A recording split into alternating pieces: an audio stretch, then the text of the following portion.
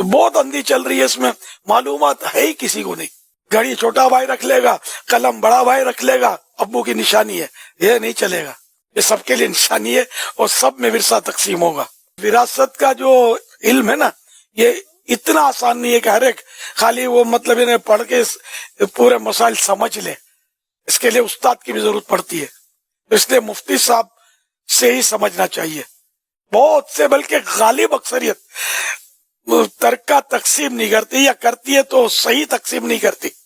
بس وہ پلاٹ ہے تو مکان چھوڑا ہے، تو کاروبار میں کچھ مال چھوڑا ہے، تو کچھ رقم چھوڑی ہے، کرنسی تو زیورات، تو ان میں یہ سمجھتے کہ ترکہ تقسیم ہوتا ہے.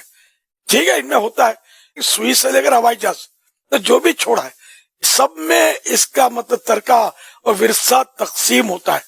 برتن ہے، پیالہ ہے، چشمہ ہے، گھڑی ہے، پین ہے، جو بھی ہے، مطلب جو چیزیں اس نے چھوڑی ہے، ان سب میں ان کے یہاں تک کہ انتقال کے وقت کپڑے جو ہے نا بے دردی سے پھاڑ کے نکالے جاتے ہیں.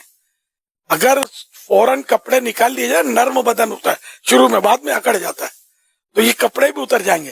یہ کپڑے بھی ترکے کے ہیں، یہ نہیں کہ کسی ایک فرد نے اٹھا کر پھینک دیا یا کسی غریب کو دے دیا. نہیں، سارے وارثوں کی اجازت ہو جبکہ وہ بالغ ہوں اور اجازت دیں.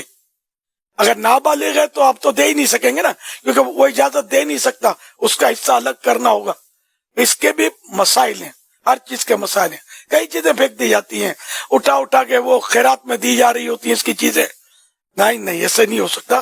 وہی جو تفصیل میں نرس کی نا، سب کی اجازت والی، وہ یہاں اس کے مطابق ہی ہم دوسروں کو دے سکتے ہیں. اسی کے پیسوں سے میت کے دیگیں بھی چڑھتی ہوں گی، کھانے بھی تقسیم ہوتے ہوں گے سالسوں کے لیے. یہ تھوڑی ہو سکتا ہے.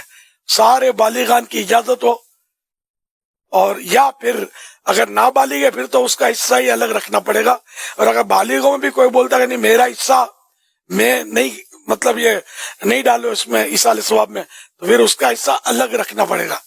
اس کا جو بالغ اجازت دیں گے اس سے، چاہے ایصال ثواب ہی کا کھانا ہو، چاہے مسجد ہی بنانی ہو، ان رقم سے. جو منع کرتا ہے اس کا حصہ الگ کر کے، جو بالغان اجازت دے رہے ہیں ان کے حصوں سے مسجد بنے گی، مدرسہ بنے گا، یا قرآن کریم مسجدوں میں لوگ دیتے ہیں، تو یہ سب اس طرح ہوگا.